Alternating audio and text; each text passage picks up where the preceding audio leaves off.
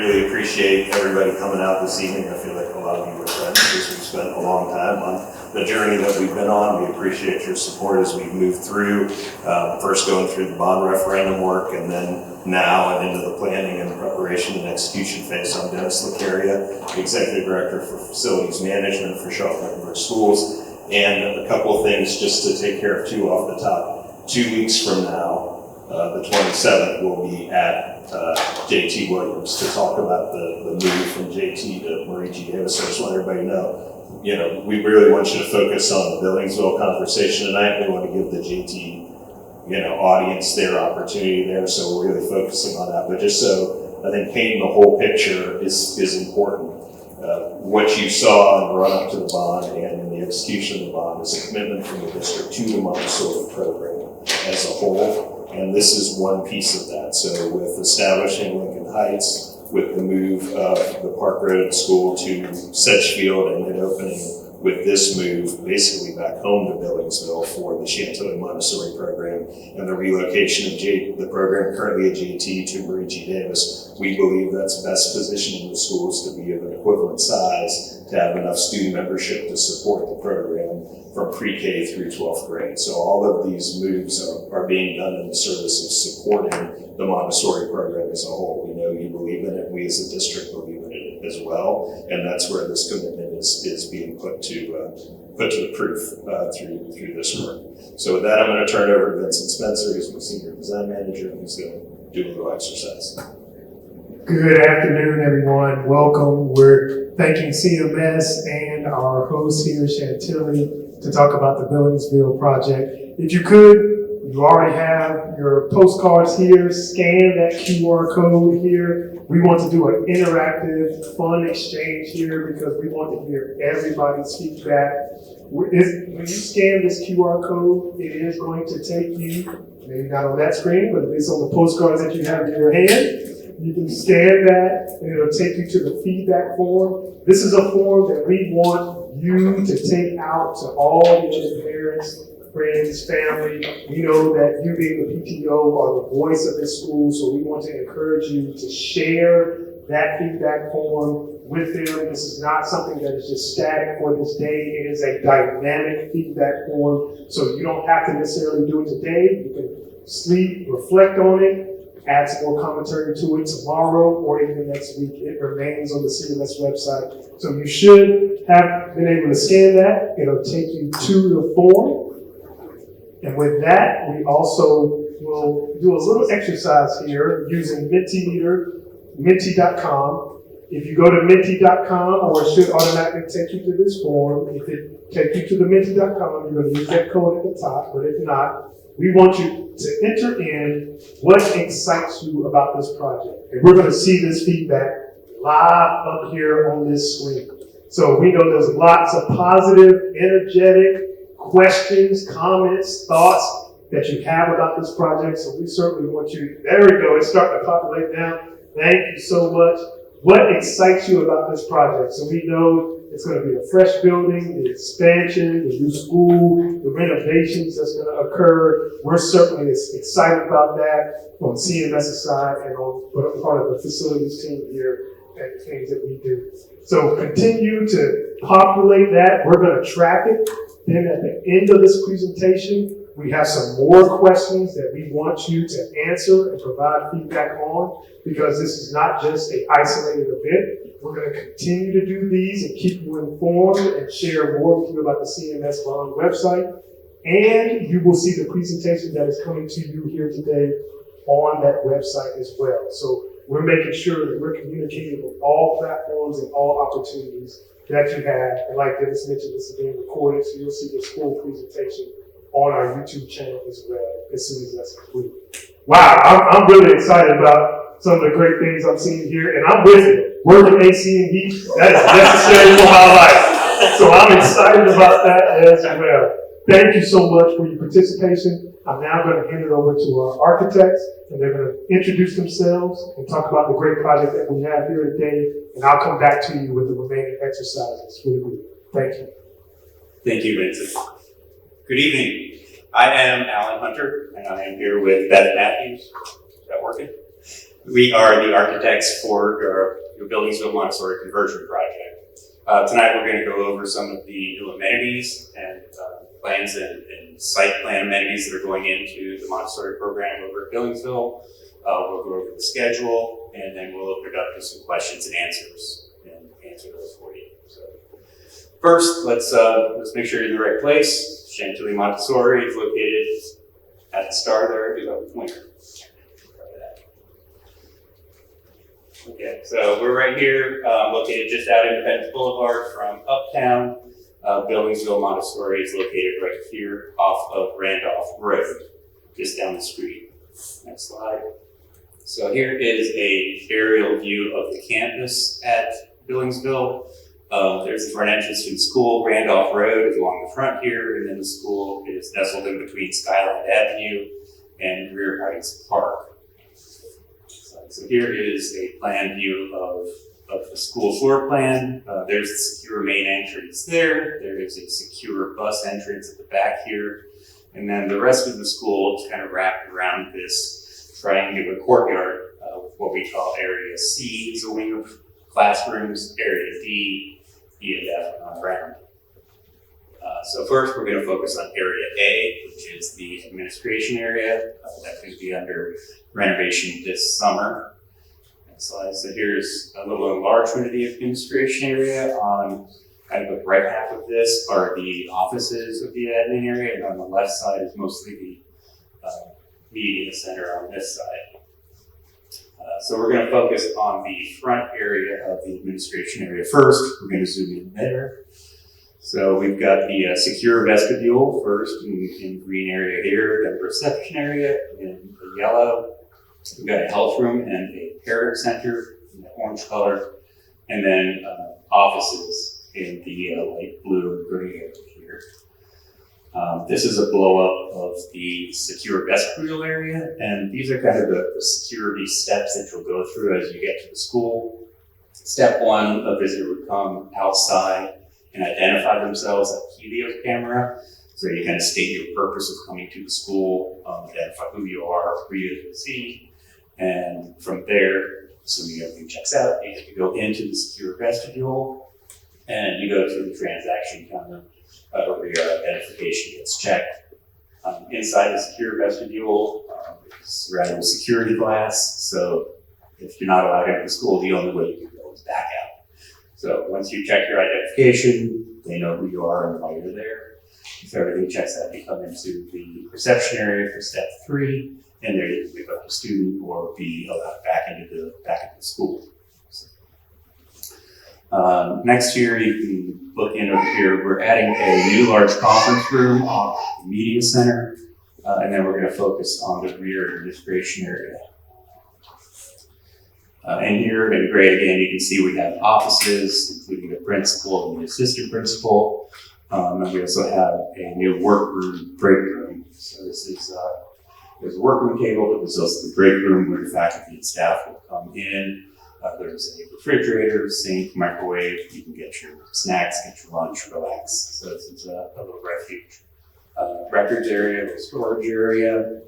And then in this kind of purple color, you can see we've got bathrooms. We've got the students, boys and girls bathrooms over here. And then we've created new men's and women's bathrooms in the administration area dedicated to the faculty and the staff. Next, I'm going to turn it over to Beth, and she will walk us through phase 2 life skills. All right, I'm Beth Matthews, WHN Architects. This piece is, we have, I believe, 33 classrooms, but 2 are going to be dedicated to life skills, located in the areas E and C. And this is just a rendering of what is going to be in this classroom. We will have both a kitchen area and a laundry area. In the plan, the kitchen area will include refrigerator, sink, dishwasher, and a range oven. Laundry area, washer, dryer, a utility sink, and storage. So going back to the rendering here, we have the refrigerator, dishwasher, stove, and laundry equipment. Now we're gonna look at the site, the amenities we're gonna be doing at the site. This is the overall and just kind of a layout of what the site work's gonna be. We're gonna focus on this courtyard area first. So currently there's an existing maze, which we are going to keep. And then also add some amenities such like playground and gardens. Items from your campus currently are going to be moved into this part of the campus. We're going to add some new items such as picnic tables, benches, garden storage, and raised planter beds as well in this area. So one of the cool things about this site is there is a use agreement with Park and Rec for the Greer Heights Park next door. And that will allow amenities such as there's a pavilion, playgrounds, basketball courts, picnic tables, gaga pit, amphitheater, all kinds of good stuff. This is our current schedule for the project. So currently we are in the early phases of phase 1. That's the security vestibule and administrative area. So we've obtained the permits. They are currently going through the bidding process to determine the subcontractors who will be used. The actual work on that piece will be this summer. After that, the new Cotswold Elementary School will be constructed. And that will go through July, August of 2027. In the meantime, we will be permitting phase 2 being the life skills classrooms. So, and the site work, excuse me.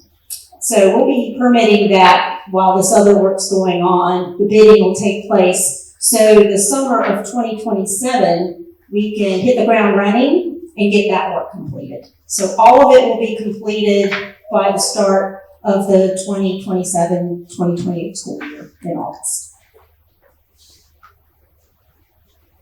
And that's it. All right.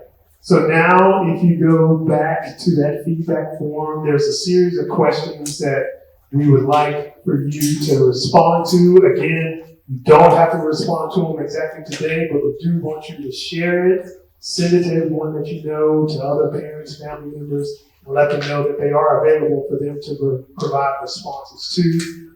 We have, I believe it's about 3 questions that we want to ask you here today. First one is, what is one thing new that you learned about the project today? One thing new. Restarting the computer is always an irritating thing, but that's not what's irritating about this project. What one thing new that you learned about the project today? Being adjacent to Greer Park, getting some of the feedback, the timeline on the project. So we're trying to make sure that we offer complete communication and clarity around how these phases of the project are going to operate and how long their durations are. Dedicated practical life, the life skills classroom, the park agreement, more spaces, fantastic. Kitchen and life skills. We're excited about all of these features that are going to be added to the project. All right. The next question that we're going to have here for you.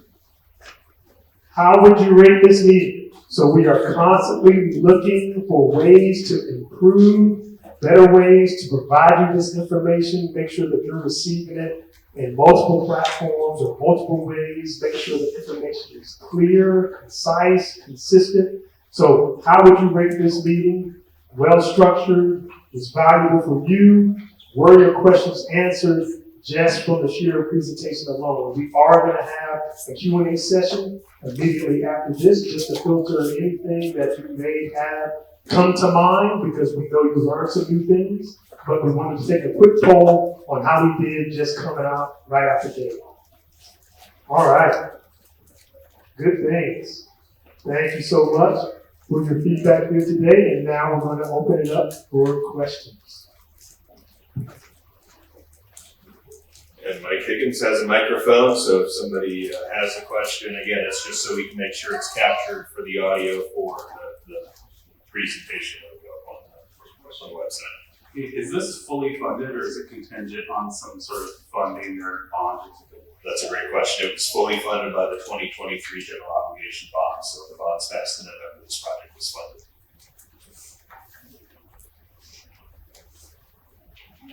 When we go back to the construction schedule for phase 2, the Montessori part, can you talk about that timing in more detail and like when do we move? What does CMS do to support our teachers through that move? Sure. So we'll get to the schedule slide. While that's coming, I'll talk to the support standpoint. So part of this is we're at the beginning with this. So there will be additional feedback and stuff that we'll get from the school community, from the staff, around other elements and things that are important that we need to take into consideration. As far as the logistics piece happens, basically we will ask the staff, and we have a team that does this, will show up and they'll say, you need to take your personal belongings home with you and sort those, but everything else that you need to do your job that's actually CMS provided, all the professional work stuff, we'll provide bins, those will be packed, we will pick those up, we will move those, so it's a wraparound sort of support. I mean, ideally, we ask staff to take their stuff home every year at summer break. My mother taught for CMS for 320 years, and she never once took anything home until she retired. So I know that doesn't happen, but that's our typical ask. So we work through that and sorting those and making sure we're moving 100% of the stuff that's professional. There's a lot of new things that we will buy as we move. So I think one of the things that we're looking to do here is obviously expand the program. So we'll need new Montessori furniture. We'll need elements that we don't have here that are broken, that are missing, and then to be able to set up new classrooms. So there will be new things that also come into the school in addition to the things that you see here in the form of furniture, fixtures, and equipment, FF&E. So all of those elements will be provided as we go through that move. And so that'll happen over a summer. And so everybody will go home for summer break. The move happens, and from a parent standpoint, so solely from a parent who just comes to school every day and picks up, drops off, the only thing that changes for you is August. You're going somewhere that you were different than you were in June. So it'll be transparent to a lot of people as far as the way that happens. So we make sure we don't disrupt teaching and learning while we're finishing up the school year and those sorts of things. Put a button in the ear and then go ahead and make the move happen. You want to speak some more about the schedule? Yeah, it's also important to notice that we're not disrupting any students, especially on this. So it's going to happen over the summer after students leave, and before they come back, they're going to have all the construction done out of the way. But more immediately here this summer, starting in May, 2 months, short time, they'll be coming in and starting demolition for the administration area, making room to put in the new security vestibule and renovate all that. And then we could move over to the new Cotswold construction, so the school over there will get built up. And as you know, we're in phase 2, starting in 2027. We'll start up phase 2 and get through procurement, through permitting, procurement, and construction, so that they can all finish at the same time. So it's back into Cotswold, back into Billingsville at the same time. And the importance to there is, so what we're doing in Billingsville starting this summer is the stuff that would be the same for any school, the secure vestibule, the office configuration stuff, and we're waiting to do the Montessori specific stuff until Chantilly is moving. So that's also intentional in the way that this is set up. Any questions? Will this add capacity for students, extra classes, or is it the same as what is here now? No, it will absolutely have capacity. So there's 35 building classrooms in Billingsville today. So we have the opportunity to, and what we see is from a district perspective is 400 to 500 students, just like what we have in Sedgefield. So it's the same idea being we're building an equitable program with enough feeder students leaving in 6th grade to sustain the 7-12. Will we continue the same bell schedule that we currently have? Oh, the bell schedule question. So, and I say that because bell schedules are subject to change in any school each and every year. So as we bring new schools online, as things happen, transportation evaluates every year what they need to do to get kids to and from school. So you could not move and have your bell schedule change every year in a row for 5 years. So it's too early really to forecast what will happen. Everything that we're doing and planning on predicating on is your existing bell schedule remaining but there's no guarantee of that.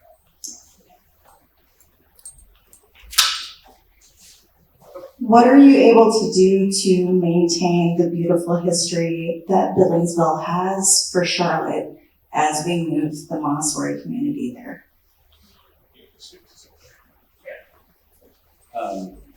Let's go back to the slides. Yeah, this is a good one.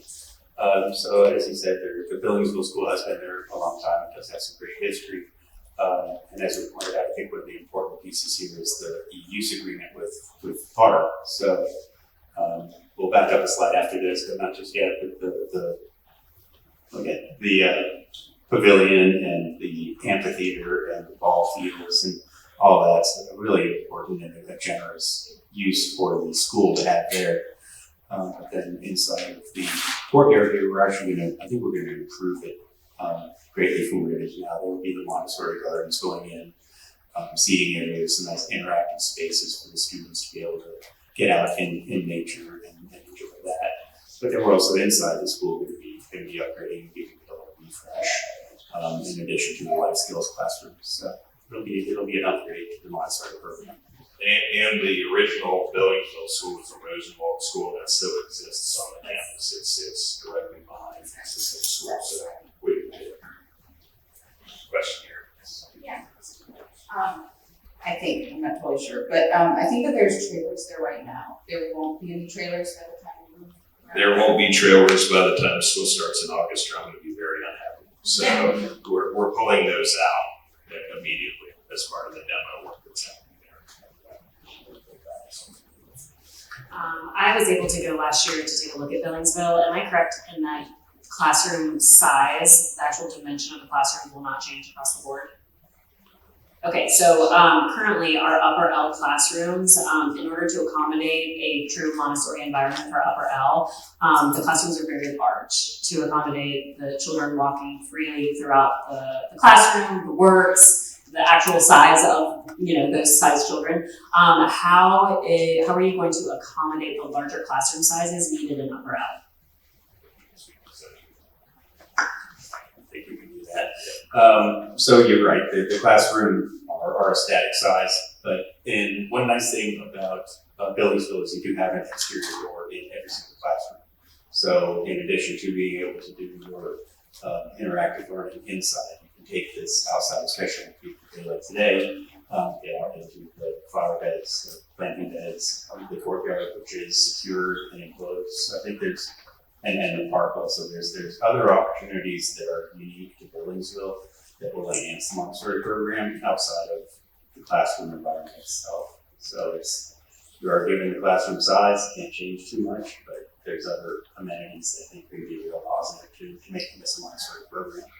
And there are some larger rooms here too, so part of it is how the school's programmed, and obviously, if we need to remove existing casegoats to pick up some square footage, those sorts of things are things that we can also look at doing. So that's some of what we did in the transformation of such field to support the Montessori program. They always making alterations like that to pick up square footage, configuring things a little bit differently than they were before. So that has been considered. Absolutely.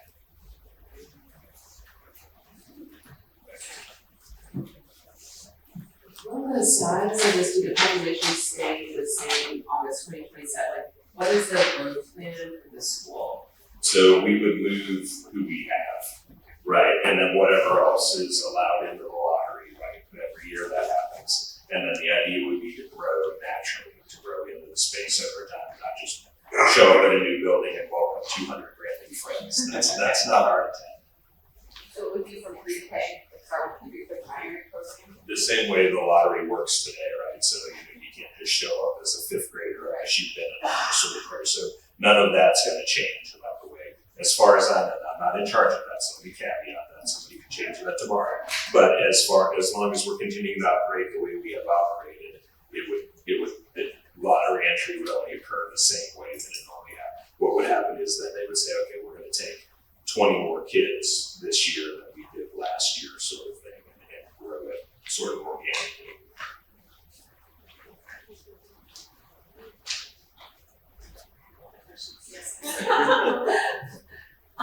I know that we've had conversations, this is maybe more like CMS policy question, but we've had a lot of conversations about foreign language offerings in this program, and we've been told you get one special thing, and your special thing is Montessori, or a special thing is music, I can't remember. With a larger student population, does that change how that works? Do you know? I honestly don't know. I mean, and I'm not trying to duck the question, but I think this is something that the academic side of the house handles. So I don't know what will change. I do know, obviously, with more students comes more, right? So you have more allotments, there will be more opportunities for things, whether or not language is one of those things. I think there's a couple of different elements with that too, from a school leadership perspective, and the elements that they want to add as the school grows, the teachers that they're looking to hire and how they're staffing the building as well, separate and apart from a formal district sort of standpoint, if that makes sense.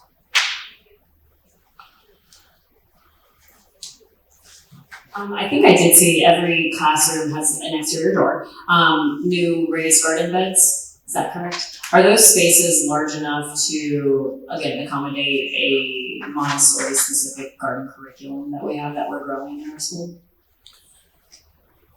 Yeah, I mean, this is on par with what Sedgefield has, so we Okay. believe that, that it is. Okay. And, if there needs to be additional augmentation or other conversation, that's something that we have the opportunity to do. What time frame would those types of conversations have? Now, I mean, we're in it Okay. right now, and so, this is not a one and done by any stretch of the Yeah. imagination, right? And we will do one of these at Billingsville. So recognize, we did the first one here tonight because we wanted to be here, but we will do a meeting at Billingsville ahead of time, so you have the opportunity to come and see what it is today and just kick the tires and understand the building a little bit before we make the move. But, we're on a journey that goes till 2027, right? So we're going to be in front of you a couple of times. There's a lot of iterations. We work very closely with the school staff. Ms. Barbara can tell you in Sedgefield about the wish list that they put together and the things that we procured specifically for the staff and then moved it to Sedgefield. So that's not going to be any different here. Would it be advantageous to put together like a parent committee board of parents to have input? Well, I let the school run the school. So, Okay. sometimes SIT, sometimes PTA, sometimes it's the principal and publish. So however the school wants to navigate Okay. that, right? We're here on the other side, and the school can determine how you want to manage that.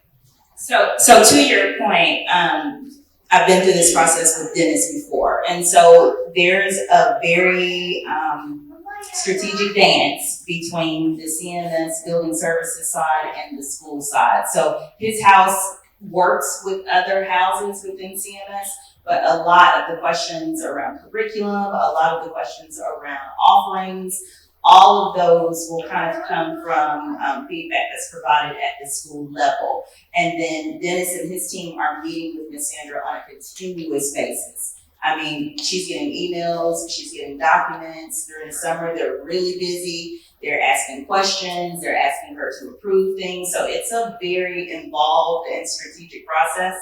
And the beauty of it is that Sedgefield has already gone through the process as a Montessori school before us. So they kind of worked out some of the kinks that we won't have to go through. Of course, we'll have building specific concerns or, things that need to be done because we're going to a different building, but the process itself is a very intricate process that makes sure that we get your feedback. So Ms. Sandra will probably, once the project gets going, set up some pulse checks to kind of get in contact with parents, with community stakeholders, so that we can get feedback and then we can bring that to the appropriate departments within the district.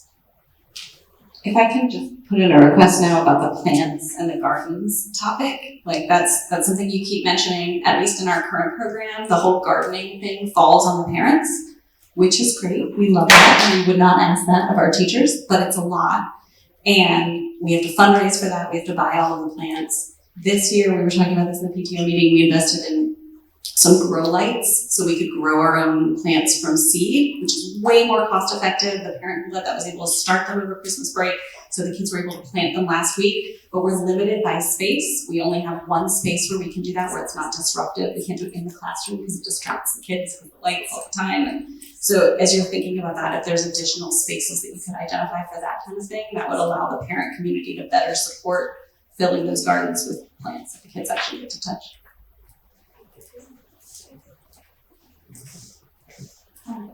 Sorry, hello, my name is Min.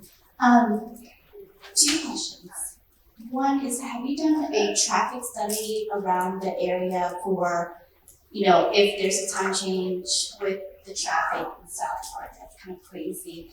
That's my first question. The second question is, are there opportunities for the PTO to raise funding through like capital and buying cement or blocks or anything before you finish out the school? So, traffic, we always do a traffic study, so we always have information that we're using around how the school's behaving, what's in the area, because there are sometimes things that we're required to change in the world, even though it's not necessarily our fault that Charlotte doesn't build roads fast enough. That's something we're always looking at from the standpoint of, while we're under construction and we have permits, there's really not an opportunity for anybody else to be performing any other sort of unpermitted construction. So I think, one of the opportunities is to be thinking about what you want to do sort of and move in. But I think the other thing, and you can back check this with the Sedgefield folks, but I think the thing that's been good about us having this longer timeline with them than we did with the Lincoln Heights thing was they got to live with it a little bit. And they were able to come back and say, okay, we thought this one thing was going to work. It really didn't. Can you do something a little bit different? And we were able to respond and say, absolutely, we can, because we're still here and we're still working. So I think the other thing is to sort of don't buy the furniture for the house before you buy the house, right? Get into the house and figure out, okay, whether or not that dining room set's actually going to fit in that dining room before you start making wholesale sort of changes. I would just say it's better to do it that way. And then, because there's also opportunities for us to adjust. So if you said, hey, we were going to go raise $50,000 to put in a pergola or something, and we're still working out there, we'll put the pergola in and you can use your money for something else, right? So that's part of the collaboration and the coordination that we do together. Here. I was just curious if the timeline's delayed. Is there a plan for if that happened? And also, you're saying if you're still there working and we can make adjustments, is that like all the way through August, or is there a cutoff to make these adjustments? Sure. So the beautiful thing about this is, so long as Cotswold is open, the move happens on time, right? So really the dependency is Cotswold. We don't see any reason why there would be a delay or some sort of problem with Cotswold opening. Now, if something were to delay that, obviously we have a school already. Granted, it has a 2-pipe system, so it only has heat or cooling, and I want to confirm that. That's not a rumor. It's a choice. It's either hot or cold, and that's because of the way the system's set up. So, this literally is probably our most challenged facility in our inventory now that Park Road's been demolished, in all seriousness. But we could stay here until we were ready to make the move. We're not building a Billingsville, we're renovating it. If we had to finish up doing the work, even after you moved in, that would be fine. And we are there after the fact. There's going to be silly stuff like a pothole's going to open up parking lot, so we're going to fix that. And some of the plants or the grass that we planted is going to die. We're going to come back and we're going to do that. So you've got a year warranty where our team is doing warranty walks and turnover follow-up and all those sorts of things. So it's not August 25th, here's the key, write us when you find work. That's not how this is. We're going to be riding along with you for several years, right? But in the first year especially, there's plenty of opportunity for us to respond to things. So if something's not working, or we feel like there needs to be something added that we didn't initially, that can all happen in that first year. Yeah, absolutely. As we add capacity to Billingsville, add more students, maybe Sedgefield added more students, eventually they're all going to feed to, my son goes to JT, they are also moving. Has all that calculus been baked into the new upper grade? It has. Okay. It absolutely has. Yeah. And again, that was sort of coming up with sort of the master plan, if you will, for the Montessori program to begin with, and figuring out, okay, how many kids do we need at 6th grade who we know are going to make the transition to 7th, right? Are going to stay for 5th to 6th and then make the 6th to 7th transition rather than getting off of 5th grade and going to first ward. It would be first ward grade or school names. But I mean, some people take off ramps, right? And so we have to know that we've got enough kiddos that are riding this bus the whole way through, so that's part of this. Can you tell us a little bit about the plan for here once we leave? Yeah, so I was talking to a friend of mine about this earlier. So the state of North Carolina decided in their infinite wisdom that they needed to come up with a new calculator for the way cars stack on school sites. And so we have to build prohibitively large parking lots in order to accommodate our schools. And then we have a city that says, well, you have to add trees, you can't cut trees down. If you're going to add parking lots and buildings and things like that, you have to do stuff to retain and detain the water. And so the punchline to that is, in 2009, we built Ballantyne on 9 acres. Today, we need 12 or 13 acres in order to build an elementary school the same size because of all of the rules and regulations around us. This school has a floodplain at the back.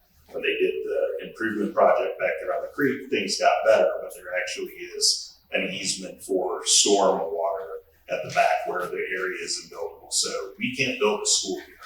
Okay, that's one of the reasons why we're going about this the way we're going about this. We could not get a permit to build a school on this site today with the rules and regulations that we have. We're in conversation with Mecklenburg County Park and Rec. We do a lot of joint use stuff with them. They have properties that they are interested in, including this one. There's a site that we need for them for Berry Hill School. So Berry Hill, it's 2025. It's still on the well and septic tank. So we have to move that school. So there's a site that the county has acquired that's a park. So we're looking at how can we trade some properties in order to be able to acquire the site we need for Berry Hill, and the county have something that could then be additional green space for them. So that's what this is a candidate for right now.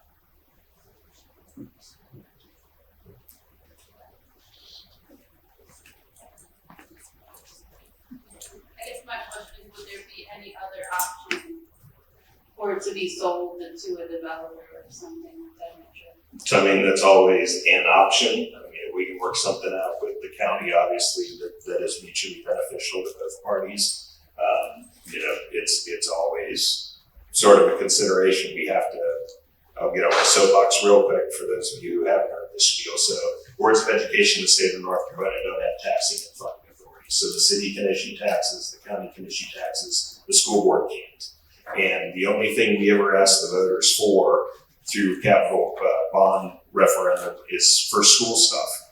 But we need a warehouse. We have 6 refrigerated trucks plugged into a parking lot at Craig Avenue keeping food cold for our kids. There's no other way for us to get that money other than selling underperforming assets, which forces us sometimes into some decisions that we don't really want to take, but we have to because there's no other path to us securing those sorts of things. So I don't want to say never. What? I don't want to say never, but it's, so it's always a consideration. But if we can work out a path that solves your school-based need with this site, with a partner in Mecklenburg County, we want to do that first. Do you have any pictures of Sedgefield classrooms that are completed? Pictures of Sedgefield. I'm sure we've got project photos on the project website. I know. What are the classrooms gonna look like? Yes. Yeah. Yes.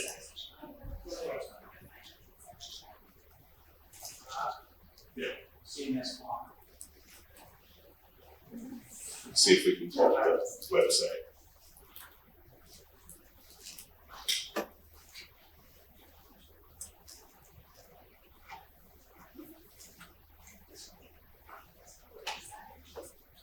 We'll have to visit our website before. Thank you. So you can find everything here. So let's go to projects. We're gonna go to Sedgefield. Yep, Sedgefield, please. So Sylvia is navigating for the folks at home who can't hear this to the Sedgefield Montessori page under projects on the CMS bond construction website. Well, they're trying to show similarity, I guess, between converting an existing school. Is that the right model, or do we have a different one? Lincoln Heights might be close. They're all, I mean, they were both in the same generation. Those schools were built at about the same time, both Sedgefield and Lincoln Heights. So we can say. Right, so this is Sedgefield, so you can see where we put the planter boxes in between. They have a piece pagoda at Park Road, so we relocated that as part of, again, it was part of their identity, so it was important to them.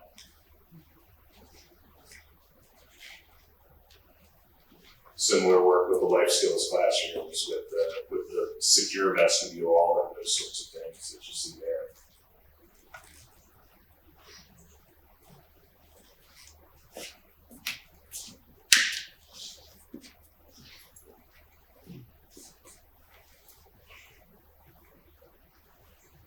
So also on our website, we have a dashboard that shows where the money is going, what projects are in design, and construction, and we do have photos from projects as well. There we go. There's a classroom. So you can see it is all Montessori specific furniture. It is Montessori specific curriculum materials. So it is for Montessori education. It's like a regular classroom, not like a Montessori. So that's a lot of desks and chairs for guys, table groups. Yeah, there are tables over there. So I don't know what room was captured, yes, but Now, Having been over at the Trillium site before they moved to Lincoln Heights, Trillium was another one of those buildings that had been there probably when your mom was there 320 years ago. But them moving to the Lincoln Heights site, they've been able to really make use of the classroom. It is like our classrooms over here. Yes, we may give up a little square footage because, again, this is a static building that was already existing. So we can't make the classrooms bigger, but we can be very creative about how we use them. And over at Lincoln Heights, it looks just like what our classrooms look like over here, just newer and more functional with heating and cooling that works every day.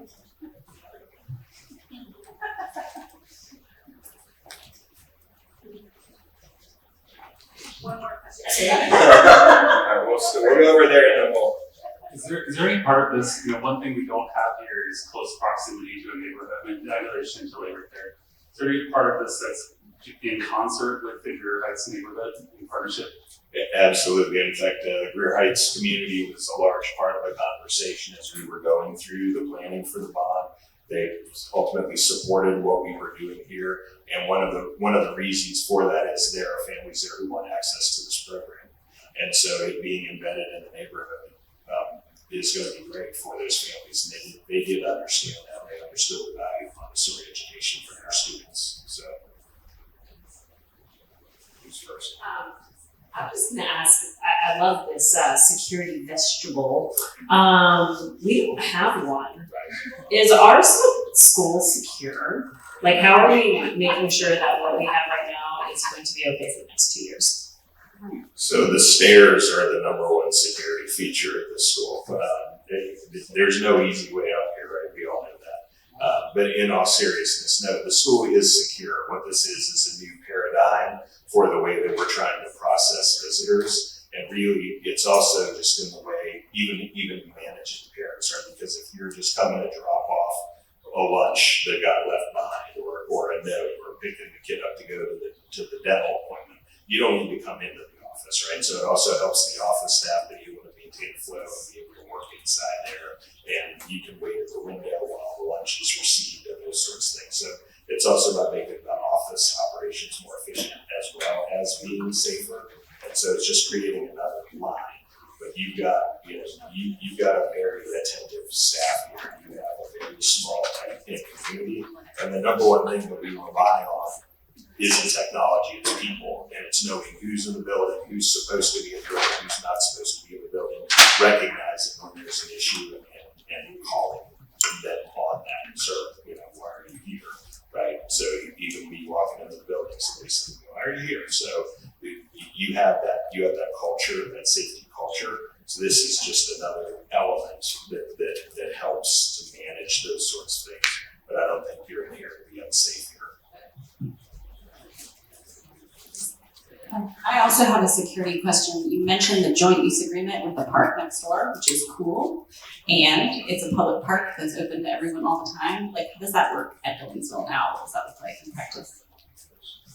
Sure. So in practice, one of the playgrounds is actually on the park site. So what it is it just means we have an agreement that we can be on their space, and when we're not there, they can be on our space. So the ball fields and those sorts of things are, some of that stuff, the property line over there is kind of funky. So it's really about us saying we're cooperating on all those sorts of things. What we're supposed to each do is declare what our sort of window of operation is. And while we're operating, we're in control of the space. So we're it's two users being the joint, right? And so the county gets some programming space and some things like that when they want to hold something at the school, and the ball field portion that's on our site, and we get to, be able to play on the playground that's on their side, and we'll be able to play some of these amenities. So it's just a sharing agreement, it's a license agreement, if you will. You got a question back here? I've been inside a brand new school that has been built for public, like down the street from us. So within the classroom, there seems to be multiple exits for the students in case of, emergencies. And there's also seems to be bathrooms within the classroom as well. Can you talk a little bit, or I don't know if you're able to disclose any information about that, but would there still be at least like multiple exits for the students and the teachers? So it depends on the grade, right? So by law, our K-1 classes and our pre-K classes have to be in a room where there's a door directly to the outside when they're in a classroom. Those rooms do have bathrooms in the classroom, so it's not in every classroom sort of thing. Obviously, if you're on the fourth floor, of a building, you don't have a door to the outside, right? So it really depends on where it is and what grade level we're servicing. But the same sort of safety precautions and the way that the school will operate, it's consistent with the way that it has operated with the population that's been there, right? This is a school that's been in operation with Billingsville paired with Cotswold, with Billingsville Montessori at one point, so there was a Montessori program there at one time. So the way that the school operates and operates safely, all those things exist, and you actually have the benefit here of, to Alan's point, having a door out from every classroom. So if you did have to egress from any classroom, you have that luxury. Most of our schools don't have that.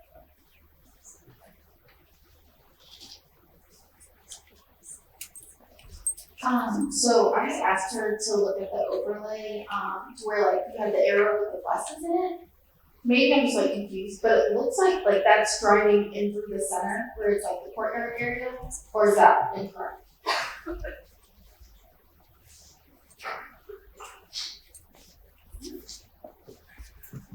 Here we go. So this is where the students would come in. The buses actually are on the road back here, this parallel road for the buses. Okay, perfect. I was like, And yeah.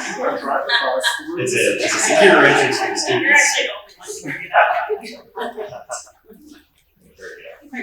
Yeah, there's a gate here now. Students Okay. come off the bus, and we have to come from school. Yeah. The buses do not drive to the court. But we will actually have a bus stop, which is what. Yeah.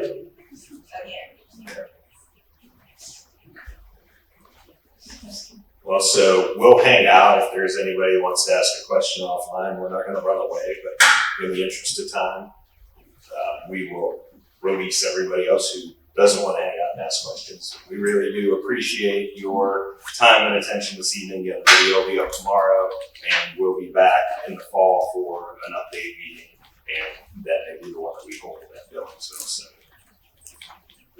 have a great evening, and thanks for being here. Thank you.